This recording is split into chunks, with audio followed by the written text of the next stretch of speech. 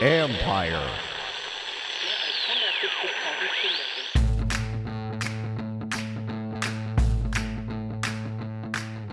Hello and welcome to my podcast. Today, I have two special guests for you. Kentucky inside linebacker coach and co-defensive coordinator Jon Sumrall talking about first-round pick Jamin Davis. Excellent insight into Davis's preparation, his improvement, and more from a guy who coached him for 2 seasons. And then it's Brian Davis from the Austin American Statesman on second-round offensive tackle Sam Cosmi.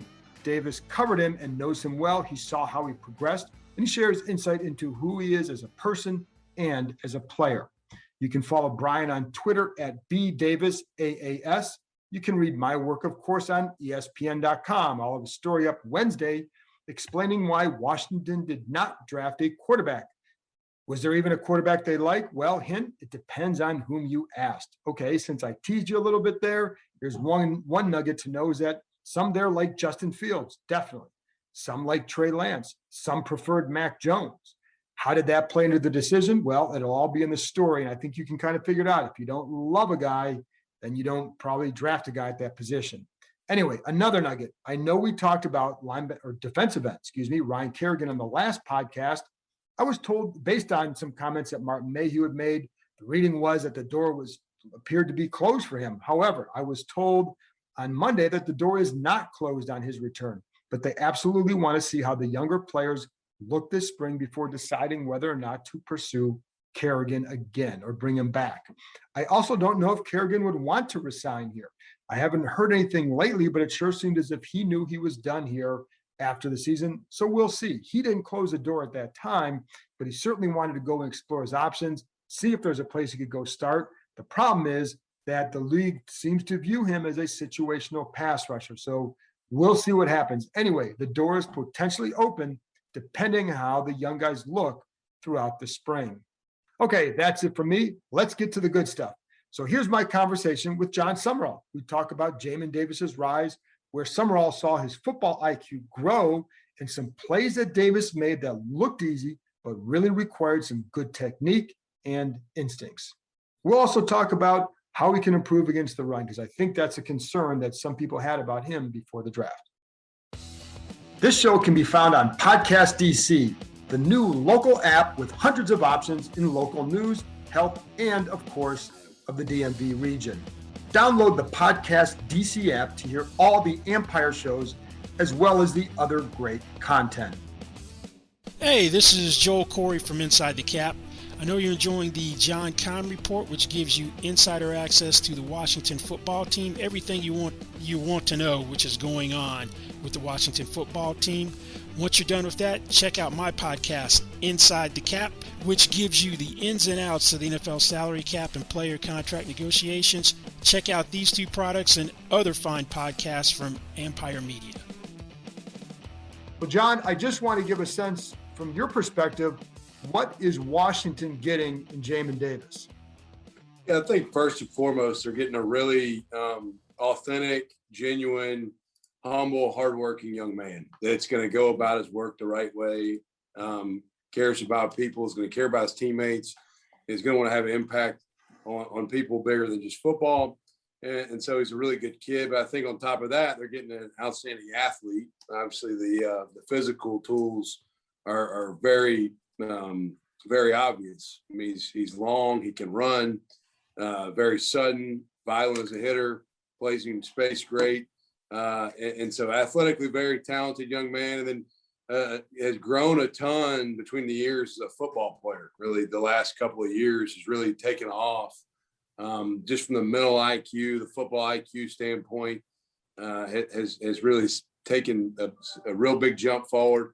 And to be quite honest, has still a lot of room to develop and grow. As much as I've seen him improve, like that's the exciting thing I think about Jamin for the Washington football team is I still think he's got 2 or 3 or 4 real big jumps in his play still in front of him. I don't think he's a done, finished product.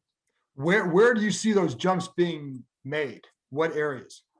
Yeah, I just think And I think anytime, he played, he was a full-time starter here for one season. So you saw it this year even. Like this year you'd see game 1 through 3 played to a certain standard, game 4 through 5, 6. And then as the year kept going, it's like, all right, he's not just getting a little better each week, he's getting a lot better. So I think just recognition, pre-snap, formations, what you're going to get. I think when you play off the ball inside linebacker, you've got to be aware of formations, tendencies, and all that stuff. And that's where he grew a ton. I think he's going to continue to grow in that. I think he can still get bigger. He's a very lean, very linear built guy. He's still got room to grow physically. He's not done. I mean, I think he's been smart about how he's added weight. Our strength staff here, Corey Edmond and Mark Hill, did a phenomenal job helping him, gain weight. He was 196 pounds out of high school, and he's 234 or 5 now. He could carry another 8 to 10 pounds. So I think just football IQ, recognition, he's going to continue to grow. I think the physical stuff, I think he can still get a little bit bigger potentially, are two very obvious areas there. I think he'll grow still. And you mentioned the football IQ, and I read in some of the stuff I read where you were quoted, you mentioned his football IQ as well, being very high. So where did you see that? What are some of the little things that you would see in a game that show that football IQ? Yeah, it's a good question. I think the most exciting thing for me as a coach was to see that football IQ grow. Like 2 years ago, when I first interacted with him, sort of he had the physical tools. It was just a matter of maybe the mental stuff happening real fast, and firing fast. And I think you start to see him become more aware situationally of what was coming. There's a play in the Florida game that sticks out. We were playing Florida at Florida this year. He's got an internal run fit. He's the weak hook player and has to carry 3 vertical and Pitts. Is this the Kyle Pitts play? Yeah, Kyle Pitts. Yeah, third play of the game. And he carries Pitts up the seam, the weak seam, vertically all the way to the boundary sideline, and just made it look real natural. And yes, it was very athletic, but it was also very aware of like, okay, I got to carry this guy vertical. I have an internal run fit. Who is that guy? What angle do I have to take to make that kind of play in coverage, which was a big time deal. And then a play that sticks out that a lot of people have given a lot of credit to in coverage was the Tennessee interception where he went 85 yards for a touchdown. I just thought he did a really nice job getting into the strong hook and then kind of knowing how to melt back in with the route and transitioning back in with where the route was going based upon where the quarterback was going to throw the ball. So just really reacting cleaner, quicker, and faster to what he was getting. Jamin's been good at knowing what to do. I think he just finally this year took it to another level of like the detail of how to do it. It's funny you brought up those 2 plays because I did want to ask you about them because I had seen that play against Florida. I think even on that play, he actually takes a step toward the line. Is that and then he's got it covered. There was a little bit of a run action. He was an internal run fitter. So if they had handed the ball off, he had an interior run gap he had to be responsible for. And so he's got a little bit of conflict run pass wise. And once he recognized it was a pass, rolled up underneath the hip of Pitts and was, so it showed a little bit of a mental piece and obviously a lot of physical there too. On the interception, because he made it look easy and, flipping his hips like that, he made it look easy. What, so it looks like that. When you see that, what are some of the little details of that play that jump out to you coaching that position? Yeah. Jamin makes a lot of things look easy that are not always easy, but the biggest thing, it's easy for guys a lot of times when maybe they're a zone defender and a hook drop to just get stuck and only be locked in on seeing the quarterback or just seeing the route, one or the other, not having a good feel for both. And to me, working to your landmark, working to the location we were having him drop to in that call, and then relating back to the receiver while still being able to have vision on the quarterback and play the ball. So being able to feel the route from the receiver, where is the quarterback, the timing of the route, the timing of the throw, just the piece of that instinctive stuff to lean back in, melt back in with the route, to go make that play. So, I mean, that's a play that I think showed a lot of instinct and a lot of route recognition and awareness. And then I've seen too, you talk about he prepared as if he were on a mission this year. What did you see him doing that suggested, that made you say something like that? Yeah, he wouldn't leave me alone. I mean, he wanted to come in here and watch extra video a lot. And I think in our defense here that we run, our inside linebackers have to be football astute guys that have to think the game, know the game, be able to speak the game. And Jamin really took a huge step forward because he invested a lot of time in his own development. You know, he was responsible for his own development by how he invested his time. And I can't think of a Thursday during the season. You know, we play on Saturdays. I couldn't think of a Thursday in the season. We get done with our staff meetings in the morning, and he'd be sitting in my office at 11 waiting to go over more video. And that was not a set meeting time with a group. That was just him coming in extra. Most days when we had meetings throughout the week, Monday, Tuesday, Wednesday, he was in our meeting room an hour early doing extra on his own. So he's very willing to do more work, to do extra work, to figure out a way to get an advantage. And that's probably where I think he grew the most, is by investing that extra time, taking steps forward towards his own development. How do you see the military aspect? Because I know his parents are military. How do you see that playing out in him and in him as a person, and then in his game? Yeah, I think personally, you know, Jamin's not a real, he's a low maintenance, doesn't come with a lot of frills. He's not look at me attention guy. You know, as much attention as he got through this season or through this draft process. And we talk all the time. We were texting earlier today. He would always deflect attention back to his teammates. You know, it was about the team. It was about DeAndre Square, our will linebacker this year, who is a really good player in his own right. It was about other guys on the team, other guys in the position group. So I think the military aspect does have a lot to do with how he's selfless, how he wants others to get credit and recognition as well. He doesn't want the spotlight. Now he's not afraid to step up and make those big plays, but it's not all about him. He's got some service-minded stuff in his head and in his DNA that comes probably from his family, mom and dad, both being in the service, military service. So that I think is a big factor.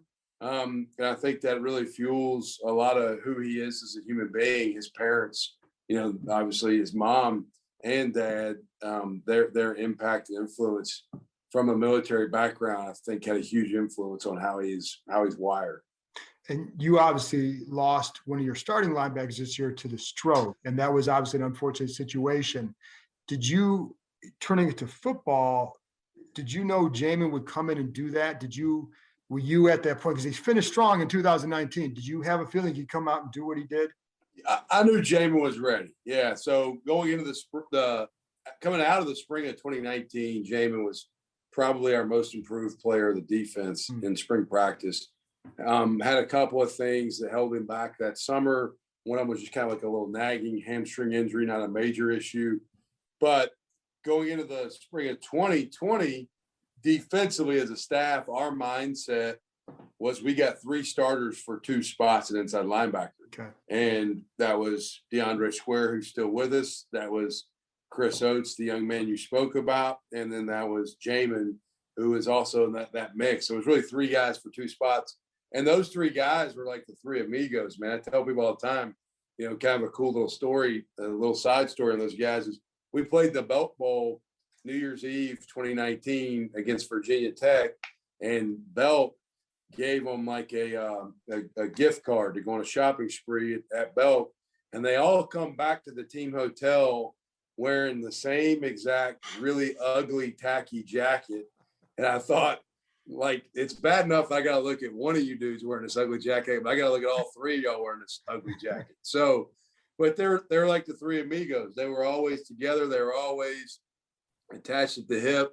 They always supported each other. They always had each other's back. They were a very close-knit group, those 3 guys were. And so I think Chris's situation probably brought some focus into Jamin's life too, of like, hey, this sense of urgency thing's about to get real. And so I think because of that, it maybe expedited Jamin a little bit, and it also lit a little bit bigger fire under him to go attack it, because he was doing it for his brother, not just for himself. He's playing for something bigger than himself. So that goes back to why I think he always references his teammates. I think he gives Square. I mean, like you ain't got to follow Jamin on Twitter for very long to see him.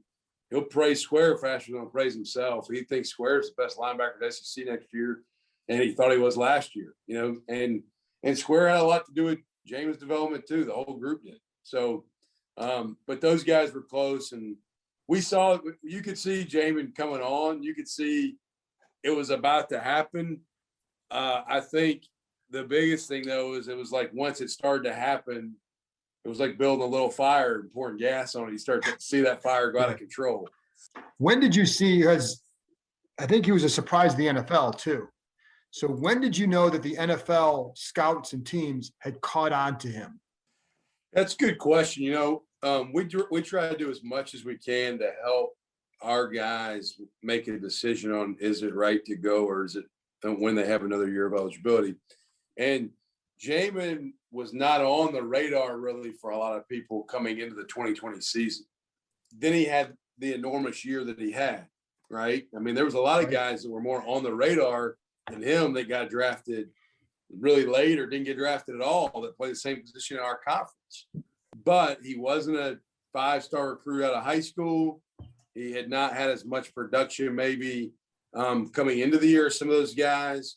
And so early in the draft process, a lot of people were calling us trying to catch up to, what's this guy's story? What's he all about? What's the history on him? Why was he not as high on our list before there? And so it was very interesting early on. Scouts, director of player personnel stuff, and people in the NFL were calling us trying to get background info, and you didn't really know, is Jamin a mid-round draft pick guy? And the advisory committee stuff didn't really, it was probably a little bit behind too, because he was not on the radar coming into the year. It's easier to know a guy on the radar where he's slotted because you've already had all this information on. So I think when the process of gathering that information caught up to who the player was, I think that helped elevate him. I think the more, when people had a chance to go back and watch the video of the 2020 season, that elevated him, obviously. I think when they started to do their homework of what's this guy about away from the football field, that helped him. I mean, he's a great human being. He's a fantastic young man. He's the kind of kid you want in your building. And so that helped him. And then the last piece, that I had more NFL teams call me back. I've referenced DeAndre Square, our will linebacker, a lot. DeAndre is like a football genius. Like DeAndre comes over and asks me questions. It's like, all right, wow, you're not like a normal player. Well, because he's just next level in how he thinks and sees the game. And I think Jamin grew a ton in that area by being in that meeting room. And maybe the best thing that happened through the draft process as a coach for me was I'd given all the teams my rundown. I said, hey, Jamin's a very conscientious kid who learning the game has come on fast here recently. There was a transition to the college game for him that took a little time. And I said, but right now he's ready. He's ready mentally. And the best thing that I had as a coach coming back was, I can't tell you the number of teams that called me after doing interviews with him and said, wow, this dude's sharp, like football wise, he gets it. Well, Jon, thank you very much for joining me. Great insight. And I really do appreciate it. Appreciate you. Thank you for the time. Best of luck to you. Thank you. After this break, I'll be back with my conversation with Brian Davis from the Austin American Statesman, talking about Sam Cosmi, how he developed, and the toughness that he showed.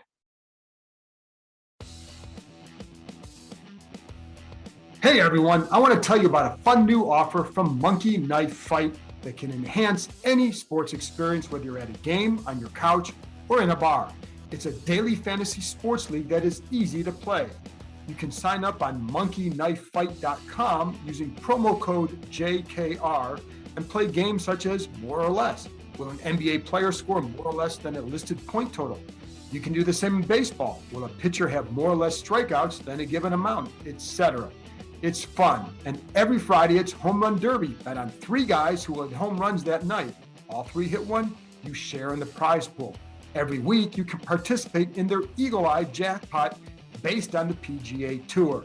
Choose from any sport, from NASCAR to UFC and League of Legends. And of course, once football rolls back around, there will be even more fun prop bets.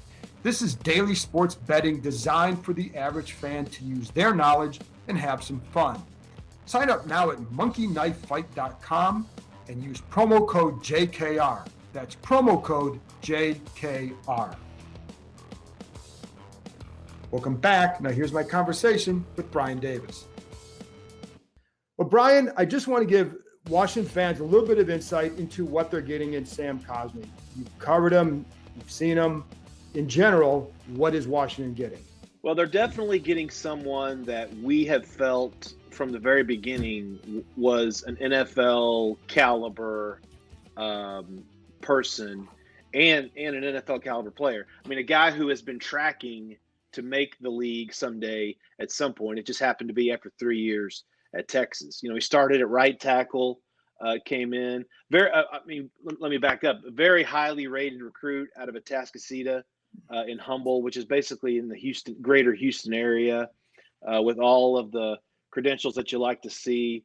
Started the whole season at right tackle in 2018, and then flipped to left tackle in 2019 and played there the last 2 years. And you know, the thing I really liked about him was that just a very honest, you know, straightforward to a fault type of guy. I mean, I'll tell you a funny story. So one of the things that happened, you know, after in 2019 is that, you know, he came to one of the Tuesday media sessions that we have with the players, and, you know, it was Oklahoma week.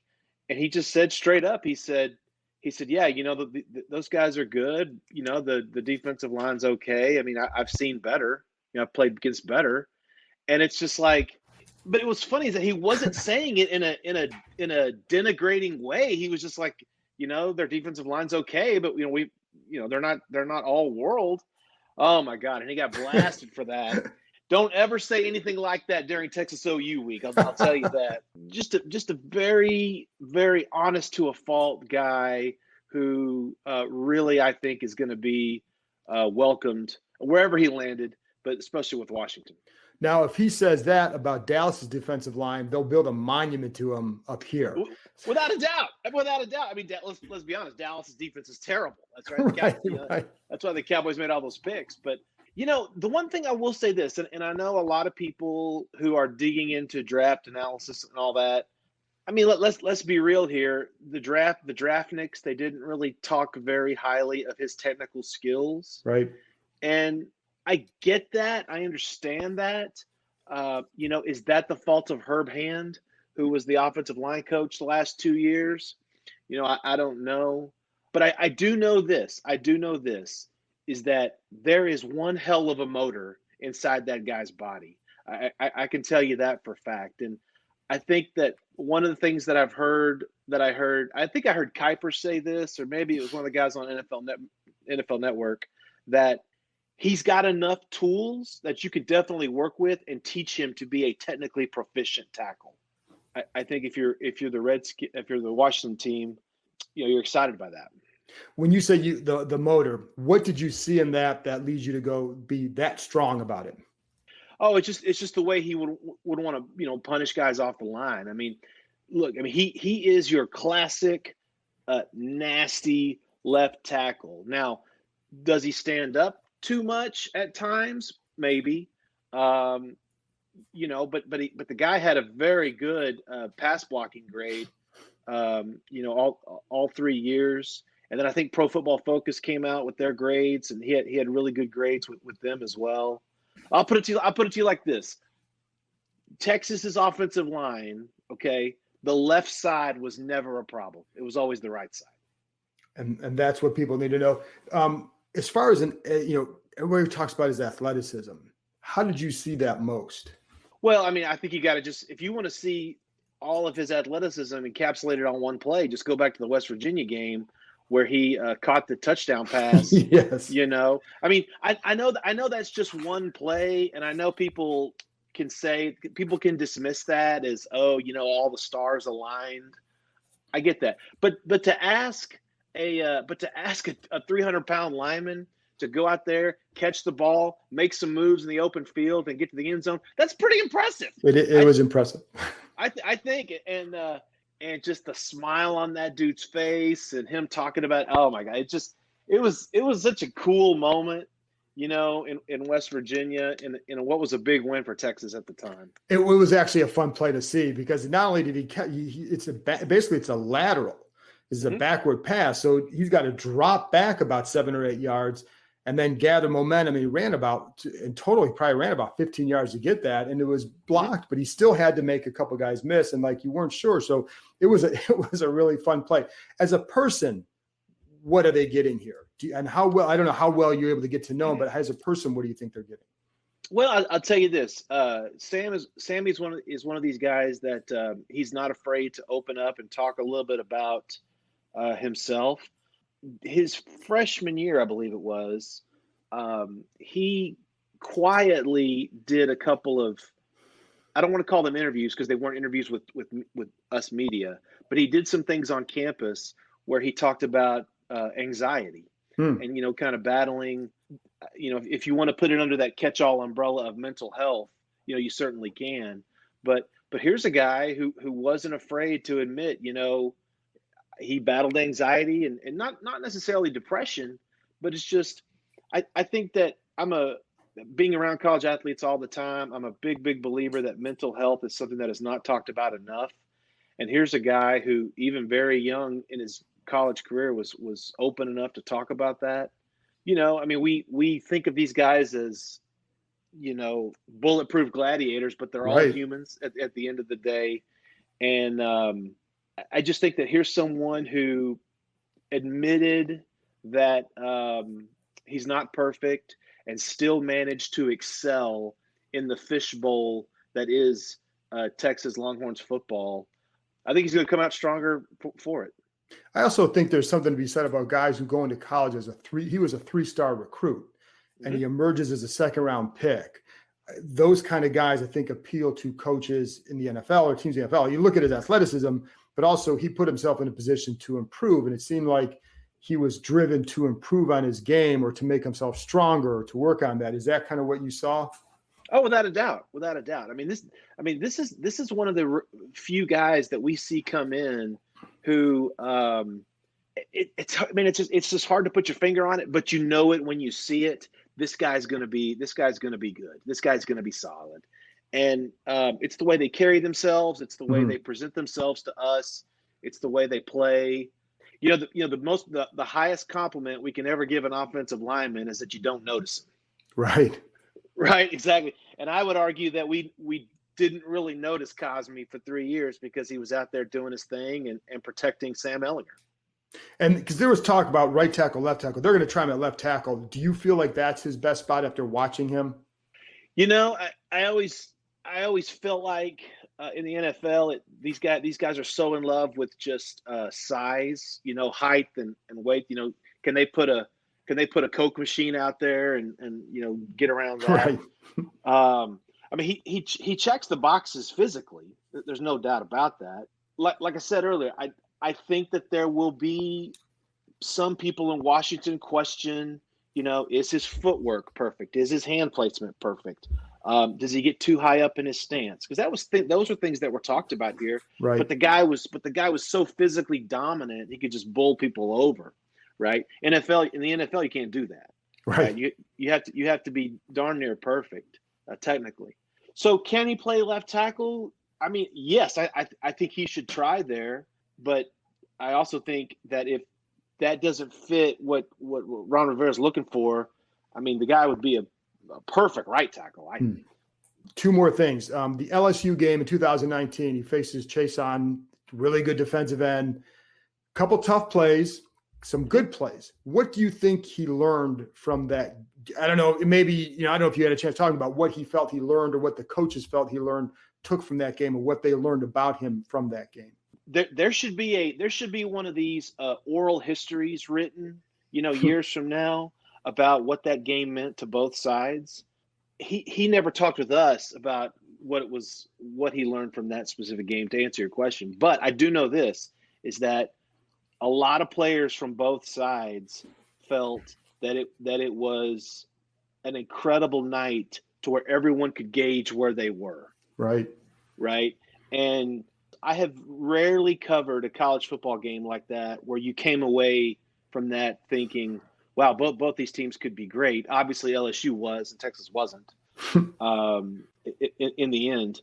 But Cosmi, Kerstetter, Shackelford was in that game. I mean, the Texas linemen all learned some big lessons that night, I got to believe.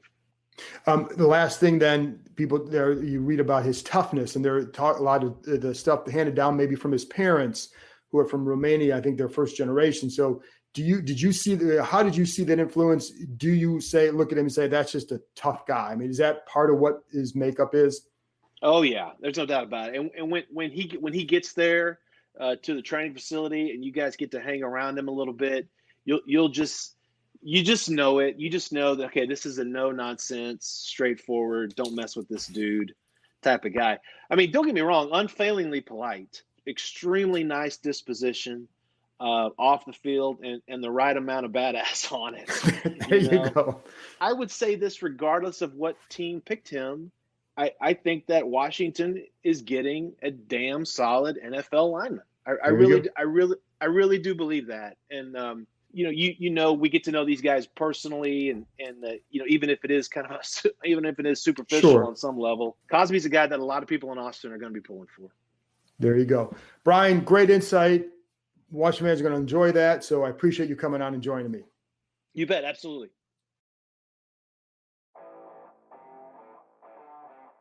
I'm Byron Kerr, your host for the Curly W podcast. Join me on the Curly W for the very latest on the Washington Nationals.